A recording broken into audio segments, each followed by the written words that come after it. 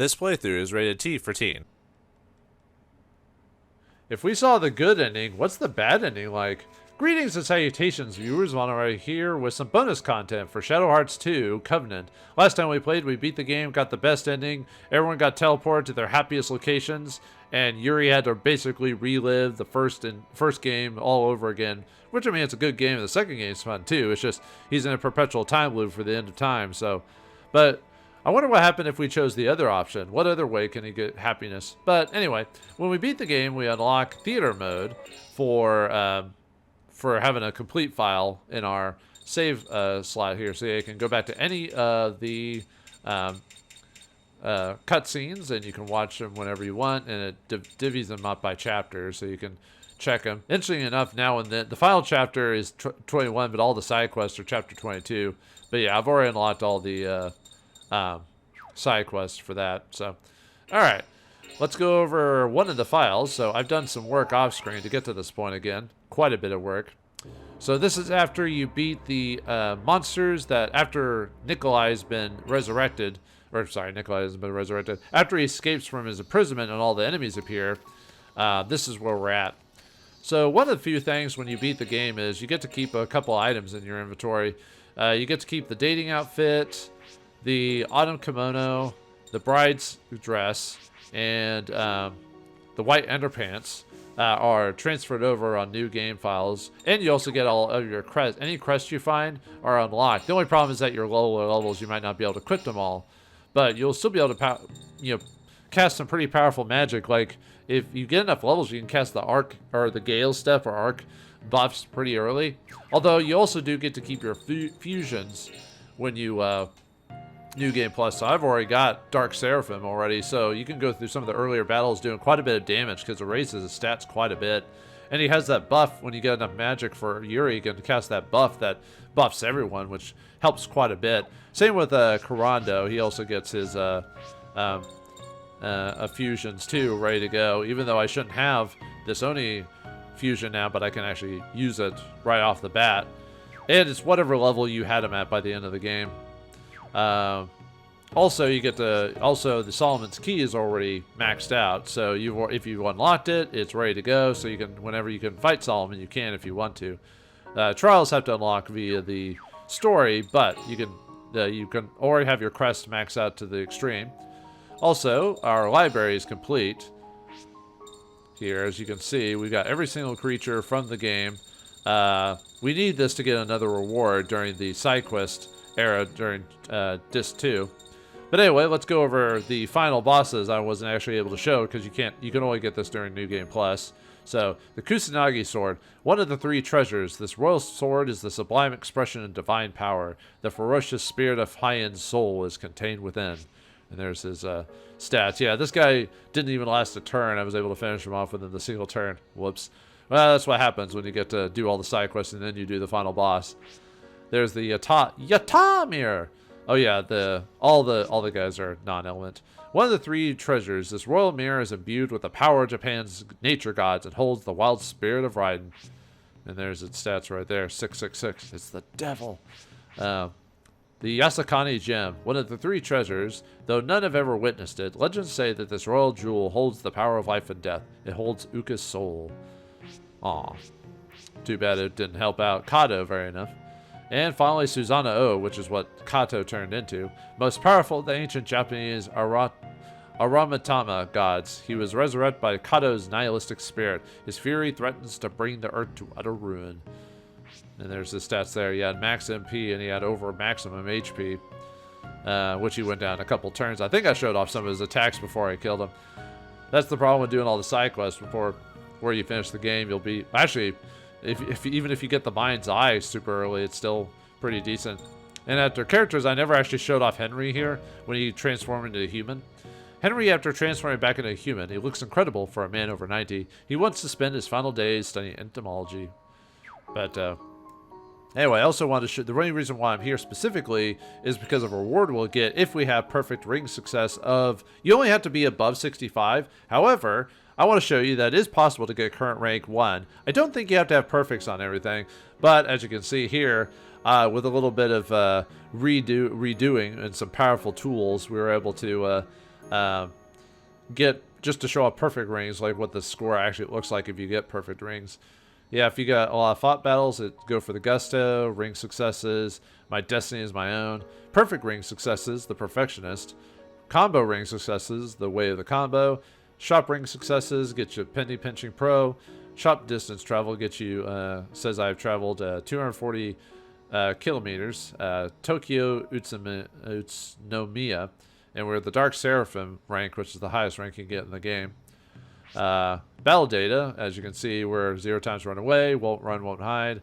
Never went berserk, so we're mild-mannered. Times unconscious 0, knows no defeat. Complete victories 803, gives me the Demon Sergeant. Total hits at 3,976, gives me making the grade. Max hits at 81, which if you use the For Everyone, or I think it's called the For Everyone attack, which does 30 damage to an enemy.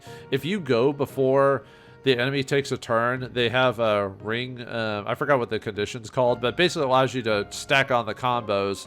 So even if you're not part of a combo set, as long as a player gets to keep going before the enemy takes its turn, you can actually stack up the combos a bit longer. So that's why I'm at 81 now. Anyway, 81 hit. Take that and that. Max damage at 2,276. Top form. Combo success is 498. Gives you smooth T-work. 0 shortcuts give you a few shortcuts, and 413 battles give me take what I can get. I never really did go over combos because I don't know. It's basically just a shortcut to choose the combos you like, to basically do them over and over and over again. Basically, combo up and use a basically use the shortcut feature, so that way you can just, when they combo up, you'll set it up to that. Unfortunately, it doesn't change their speed out to it. It basically waits for those people to get their turns to use the combo, and I don't know. It's supposed to make things easier, but I never really messed with it. So I think that's it. Okay. Well, anyway, if you go here after Nikolai escapes and you talk to Naniwa here, and you have over 65% perfect ring success, he'll have some unique dialogue here. Oh, looks like you've been training pretty hard, eh? It's time I gave you this. And for doing that, we get the extreme item. What is it? It's a rare accessory, only suitable for people of extreme skill. It's called Extreme! Alright, you better see whether you can use it or not. It'll really charge you up your battles. Yeah, well, thank you, Sensei. I mean, I already mentioned this before, but this'll be interesting. Hyuga mastered it, you know. My father? It'll be fun to see if you can, too. So, yeah, I mean, I showed this off in a previous episode because I wasn't sure if I was going to go through the game again and show it off, but let me show you. Yeah, it gives you a bit of a stat increase boost. The hit area disappears and it turns to, triples your power. And the missile headgear given to the most elite of martial artists. When worn, the hit area and indicator disappear, but the physical attack power is tripled. Now, the interesting thing about this one is you actually get to see your ring, where the location of your ring is before it disappears. It actually gives you a few seconds, and then it goes disappear. So it's like some of the lottery rings where they're invisible, but you get to see it for a second to guess it where it's at. So the extreme is actually better than the mind's eye, just because it can remind you where your ring setup is off the top of your head. So yeah, we'll be able to destroy all the bosses off screen to get to that point because of that. So yeah, very few people knew of its existence, because how many people played the game again with perfect rings to this point? The only reason I know about it is from people online mentioning it. I did not know that off the top of my head when I first played the game, because I wasn't aware of that. Because I'm one of those people that can't get perfect rings. I mean, I got a decent amount of perfect rings in my initial run of the game. Let's see. I think you have to beat the game to look up the other score from the previous game to compare. But I didn't do too bad. By the end of the game, I think I got 55% perfect ring, so I got pretty close. I think it was 55 anyway. But okay. Well, anyway, the next thing I want to show off before we show off the other ending is I want to get back to the. I want to get to basically right before the final dungeon when we unlock all the side quests, and I want to go find Edward in Southampton. You get a reward for completing the library, so I want to show that off, and I'll be right back. Alright, we're back after getting the extreme. Now we're going to get one of the final items in the game, You have to have 175 monsters in your library. They don't have to be snapped. They just have to have been defeated over the course of your game. And obviously you have to do this in New Game Plus because you won't have the final boss by this point. The time I'm doing this is after doing the Black Forest and where Edward, Mr. Lawrence, gave Lucia the bridal dress. But if we come back here, I think you could do this earlier, but this is when I'm doing it. So, if we talk to Mr. Lawrence here, he'll have something different to say. No way, surely not. Fantastic, you guys managed to defeat all the monsters. You must have seen some unusual ones, eh? And some tough bosses, right? As a token of my gratitude for your bravery and honor, not to mention for keeping me entertained, I present to you the ultra-rare item, Black Underpants. They're great. Enjoy. Was he saving this for his marital sweeps with Lucia when they got married? Probably. Anyway, we get the final item of the game, the Black Underpants. Just like in the last game, is female only. Before, it used to be only Alice could wear them, I think. Or, no, in the previous game, I think other characters could wear them, but it was mainly for Alice. But in this game, Lucia, Anastasia, and Geppetto can wear it. If Geppetto wears it, it goes on his doll instead. Which gives you, when you cast the Advent spell, it actually shows off what it looks like. I need to show what happens when you wear the white underpants, because I think when I played the game, I only showed what happens if you don't have those equipped. So I'll have to cut to a battle when I cast Advent and show the spell off. So, anyway, Black Underpants. Women's dating, quote-unquote, panties. Special attack damage halved. So, black silk underpants that turn people delirious and joyful. Thanks to the special charm of grown women, special attack damage is halved. So, okay. So the next thing I need to show you off is how the extreme actually works, because I talked about what it does. It shows you a ring and then it disappears, but I want to show you how it actually works in battle because of how interesting it is. Because even though I say it's better than the Mind's Eye, it's technically harder too because of what it can do. But let me get to a spot where I can get a convenient battle so I can show off the underpants and then show off the extreme ability. So let me get out of here and then we'll show that off. And then after that, we'll show the end of the game again for the bad ending. Because that's pretty much really it to show for New Game Plus. Just get the extreme, which you could have gotten it the first time if you were good at it. But anyway, I'll be back in a second.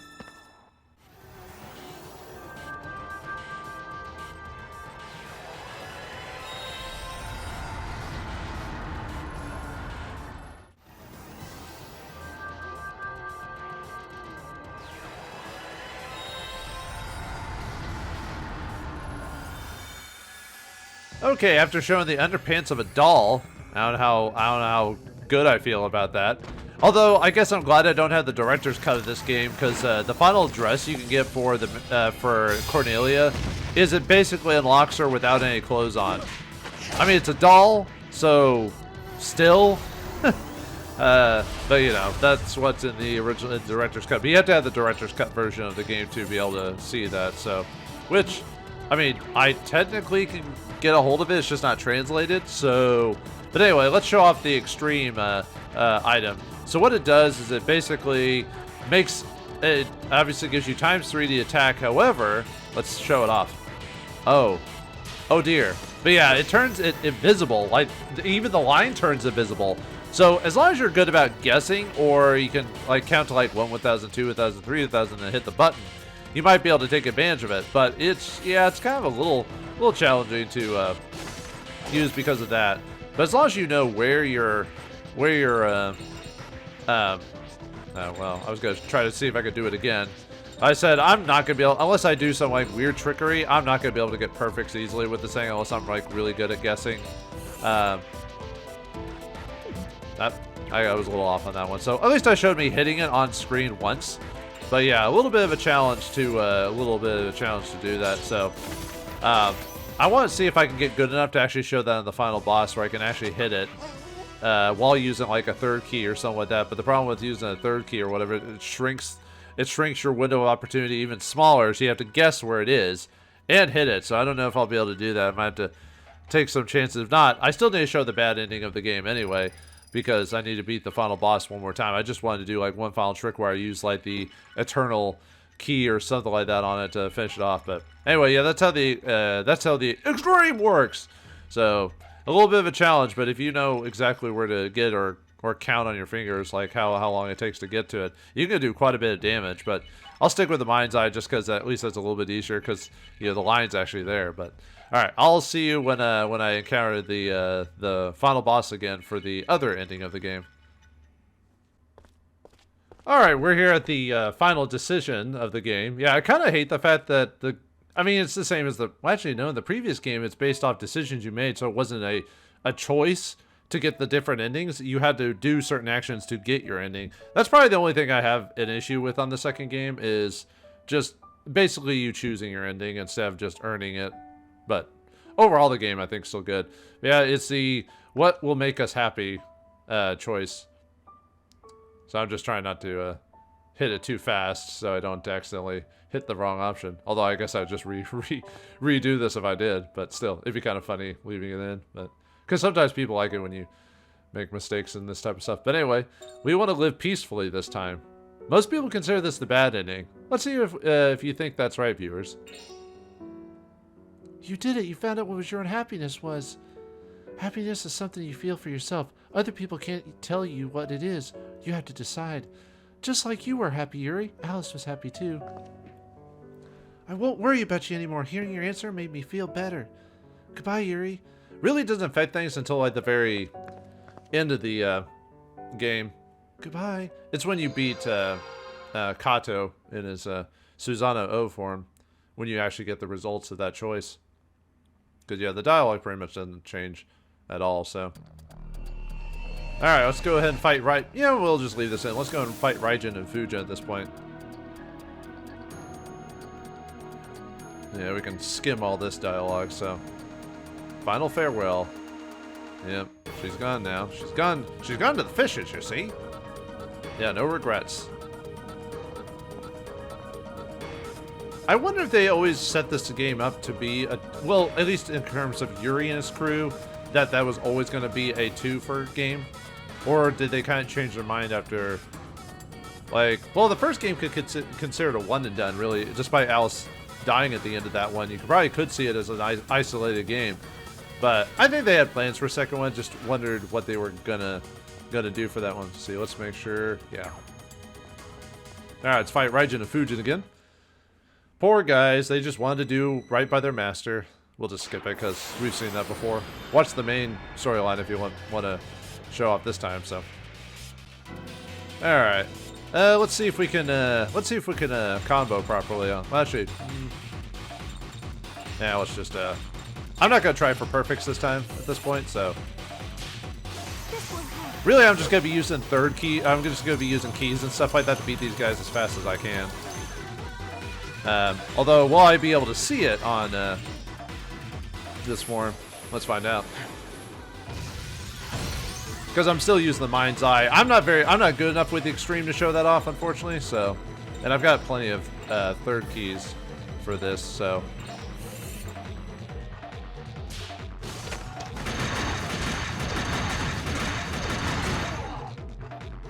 yeah, I almost beat him in the. Yeah, I almost beat him the first go, so, oh well.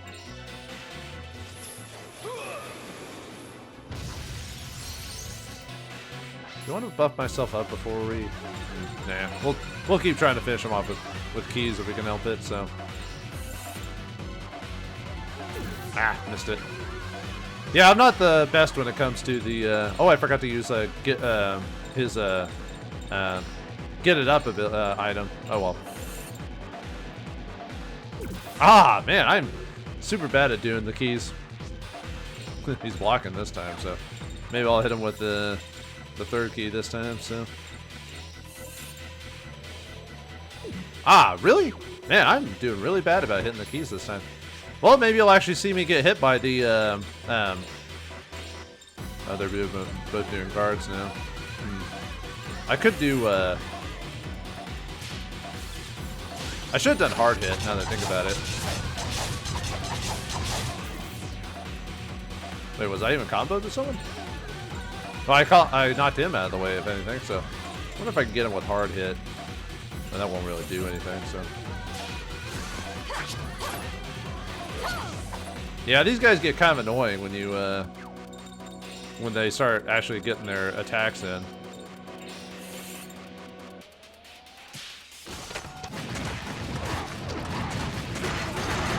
There we go. just brute force him, man.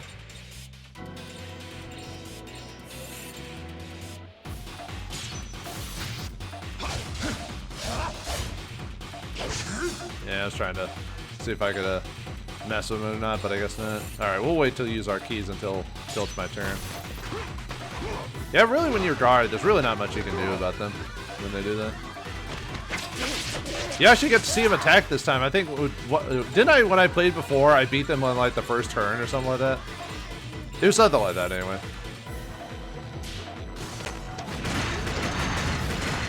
Yeah, being able to buy third keys by the end of the game kind of breaks the game when you think about it. Like, it just makes it so easy to finish everyone off.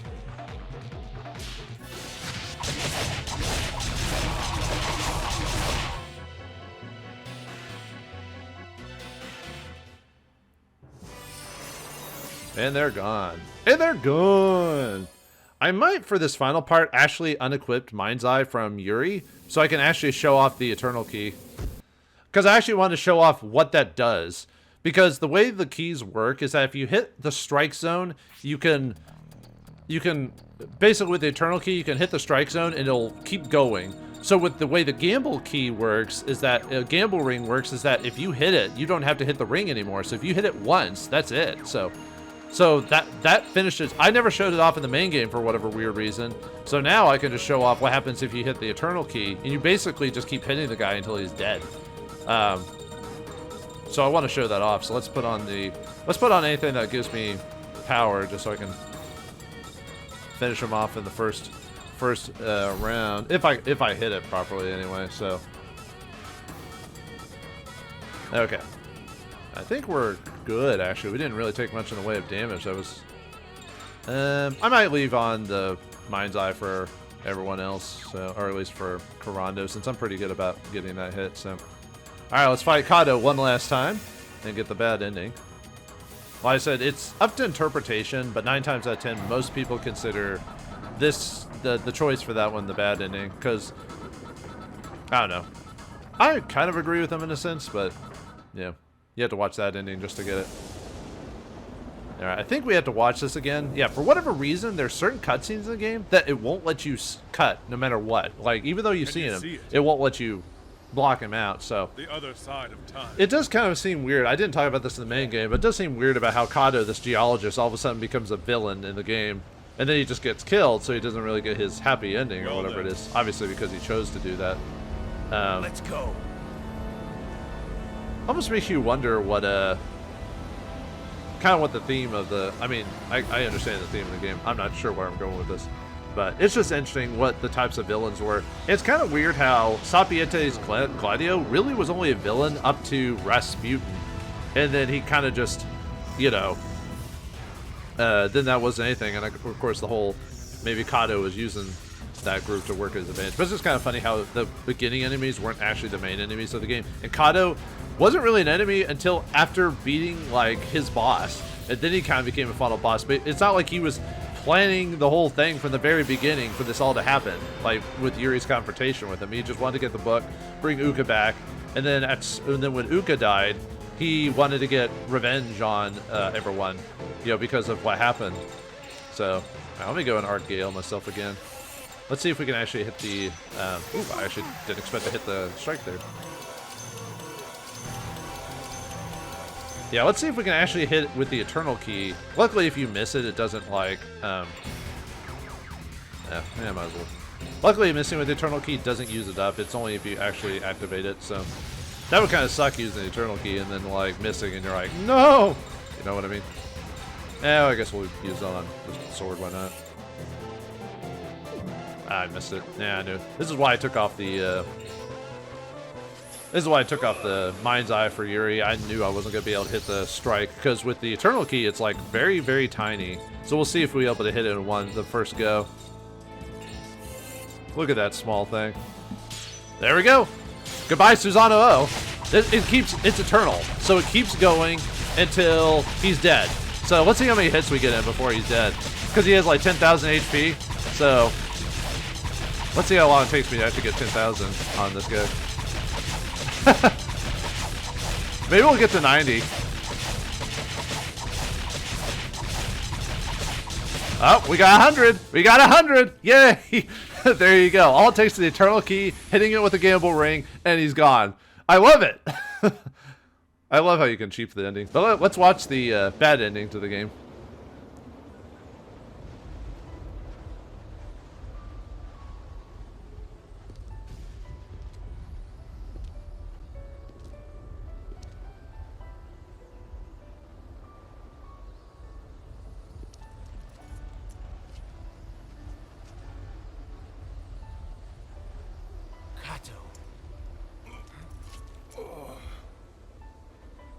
It's good that it ended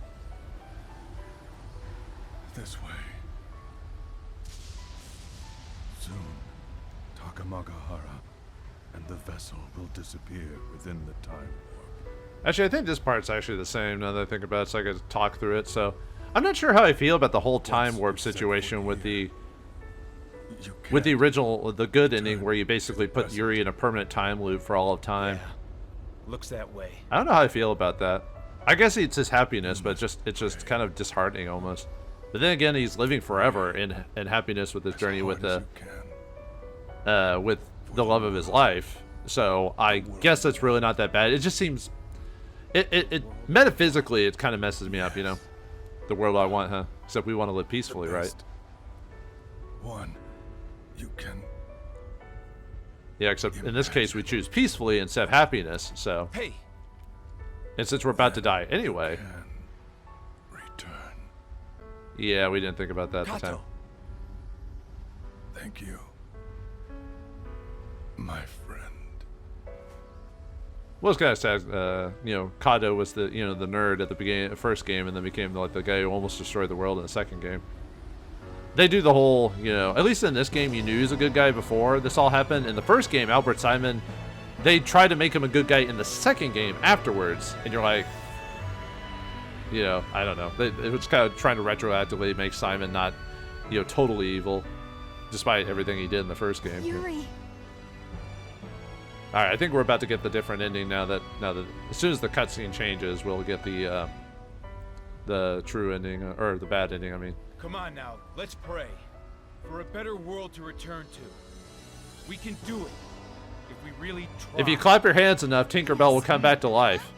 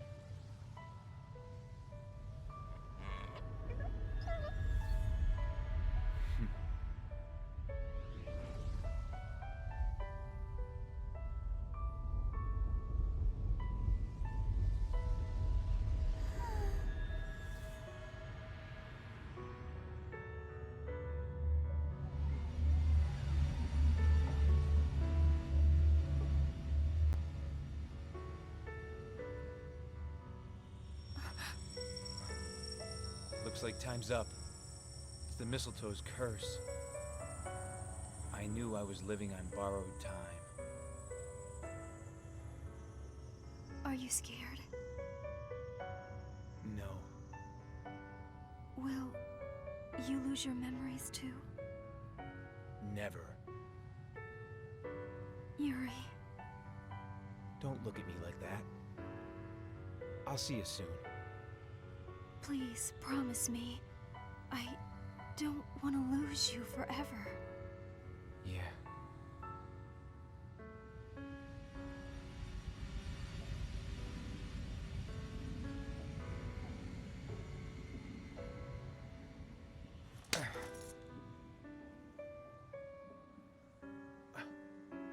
Karin, What? thank you.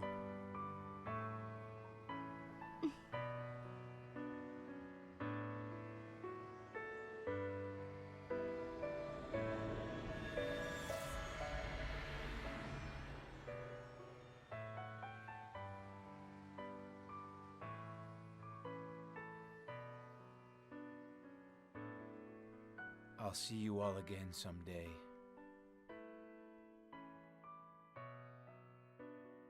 The adventure is over. I've lost a lot. In the end, was it really worth it? Will the new future be any better? Anyway, my story is over. I can feel it. The mistletoe is finally stealing away my soul.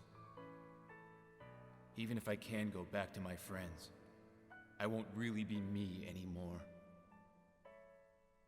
But then again, if it means I'll be able to live the rest of my life in peace, I guess I couldn't ask for any more.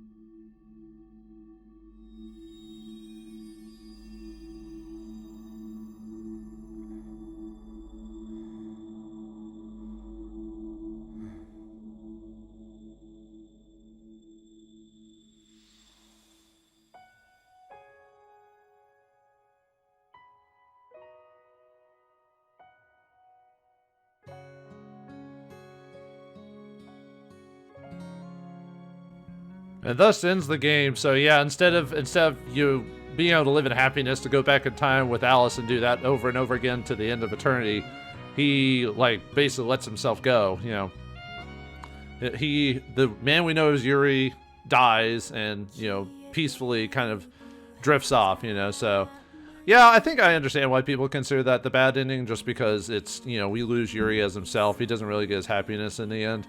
You know, and everything he's done throughout the whole game, you'd always want someone to be happy, you know, at the end. Not all stories should be like that, but it's always interesting.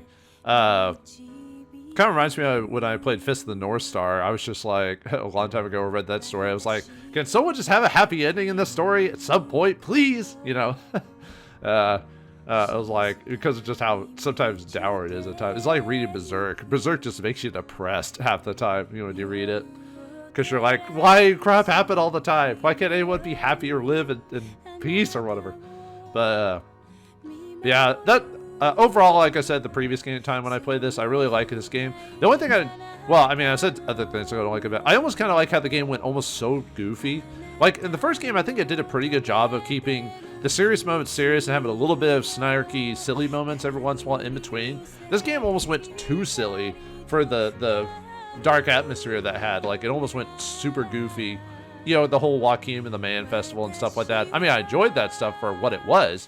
I just almost felt like the tone for this game didn't work with that, and that kind of threw me off a bit. That's almost why, despite this game being overall a better experience and better gameplay and just overall better, I almost liked the first game a little more because it was more horror themed than normal JRPG fare. Well, this game almost went to standard RPG fare with horror elements in there and a kind of a dour theme at the very end. But I still like this game overall. It is hard to say which one is this one or the second one is really overall the best. Most people agree this one's better. I just have a soft spot for the first one in all of its glory. But I think this game is still good. Great sound work, great sound design. Obviously, the voice acting is a bit hit or miss depending on how you view things. That's why, you know, a lot of people would either like on the emulation websites, for those who can't get the physical copy of this, they just download the undubbed version where they take out the they leave it in English, but they take out the English dubs and redub it back into Japanese, so they don't have to hear the kind of the cheesy English voice acting. Overall, I don't think the voice acting in this game is that bad. There's a couple of stinkers every once in a while, but for the most part, I didn't cringe when I heard the voice acting. You know, I've played RPGs with bad voice acting before, and this is not one of them. I think it was likable in its own way. Yeah, you probably moose out some of the nuance because of certain voice acting, the way, because in this game they actually, for the cutscenes, they actually had to match the voices with the lips. So that's why for those who maybe understand the Japanese dialogue, it's a little weird sometimes because they had to make words fit with their mouths to actually make it make sense, kind of like in most anime dubs. But they didn't really have a good, in the early days of the PS2 era, they didn't really have a good setup for like really making it work better. So it's kind of weird how the whole Uka being resurrected, there isn't really any bad situation because Kato did that. Because wasn't the whole problem with resurrecting people with the Emigre manuscript that bad things would happen? That was the whole point of Kudelka, for goodness sakes. That's why I kind of like don't like this game in a weird sense, because it takes themes from Kudelka and Shadow Hearts 1 and almost makes it like, well, that wasn't a big deal. Or if you slightly do something different, it doesn't really matter. I don't know. It's hard to say, but well, I hope you enjoyed me replaying, doing this bonus episode. Just show some of the stuff you get if you play it the second time through, or stuff I missed, like getting the extreme. That took me forever to get that, to get the extreme, like get enough to where showed off what it looks like when you get like high scores on all of it and doing all the extremes. But the item is not really worth it, to tell you the truth. It's good because of the time series damage, but being able to figure out when to hit that invisible spot with no like indicator makes it pretty difficult. I was able to hit Yuri's quite a few times by just doing 1 1000, 2 1000, 3 1000, but trying to get perfect just to unlock it is not worth it. Just play the game as you want, and it'll be easier that way. I'm trying to think overall like what to say about this game. Favorite character? Probably Yuri, or maybe Karin, just because they get more screen time than any of the other characters. I did kind of like the weird relationship that Anastasia and Joaquin has. And Joaquin was just being the big lumbering himbo. Anastasia, the spoiled princess. Corrado, kind of the pure fighter. Yuri, the anti-hero, I guess. Some people call Yuri an anti-hero. I don't know if I'd really call him an anti-hero. Karin, the lady trying to find like a place of herself in this whole world. Geppetto, the old, the kind of pervy old man type of situation. Yeah, Geppetto goes, I guess he goes back in time to where his daughter's still alive. I think that was the point of that one. Anastasia and Corrado, I guess, end up getting together. Too bad with what happens to her family and history-wise. Joaquin becomes a famous wrestler. Lucy, I think, becomes a famous dancer, fortune teller. I don't know. I guess maybe she marries Mr. Lawrence of Arabia, even though, because of World War I and all that. Our famous Blanca gets to have a family. That doesn't go around the world. Everyone has a happy ending. Except for Yuri, technically. Because Karen's ending stays the same no matter what. She goes back in time to become his mom. Just the major difference in the ending is that Yuri basically goes back to his friends, but he loses his sense of self. He's no longer Yuri at that point, so that's why people consider it a bad ending. Loses his memory. So when you lose your memories, are you really you at that point? Are you not really considered dead? Kind of like when you're a vegetable. This is the weirdest thing. I mean, I kind of knew something like this was going to happen just because they left all the clues, but when I actually saw the ending where Karin is basically Yuri's mom, I was like, what the hell, man? I was like, really? His mom? This girl that basically fell in love with him and flirted. Well, I don't know if she constantly flirted with him.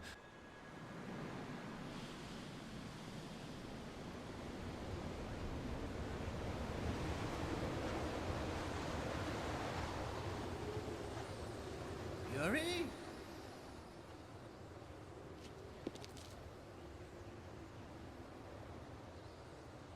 I never thought I'd find you in a place like this. I've been looking all over for you. Yuri, who are you?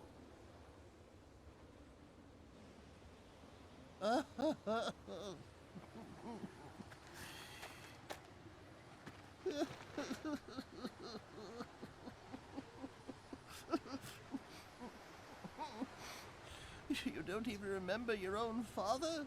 Such a foolish son. My father? Well, let's go home now. It's cold out.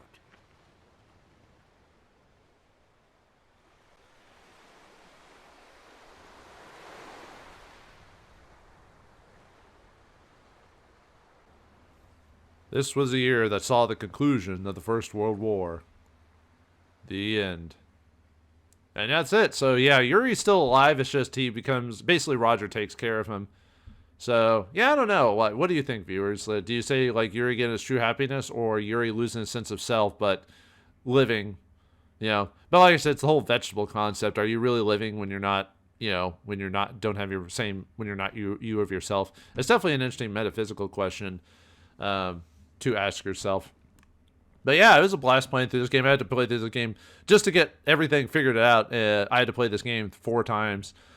Which, unfortunately, when you do that so many times, and you figure out everything about the game, it almost kind of loses its fantastical nature of it. But I still enjoyed playing through this again for the recording and all that. Whether anyone watches or not, doesn't matter. I enjoyed myself overall, and I hope you enjoyed this whole playthrough at once and together.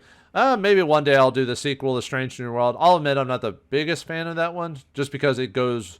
You know how this one was goofy? Well, that one goes way too far into goofy territory for me, almost. Like, it almost, like, kind of almost kills it, really, for me when I think about it. I think they went a little too overboard. It still has horror elements to it, but it's very downplayed in that game as opposed to these two games, which I like the idea of there being a horror RPG, such a unique concept.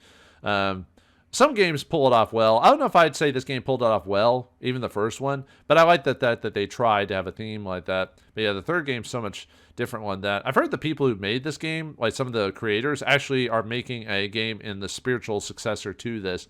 So I'm curious to see what that game's about if it ever comes out. Maybe I'll play that if it ever comes to it. But this game is at an end, and that's all the bonus content. I've shown every single monster, every single piece of equipment, every single item you can get. So it's 100% done. We are done. No more with this. So, yeah. What awaits me after this? Who knows? But thanks for watching. Hope you enjoyed, and I'll see you next time.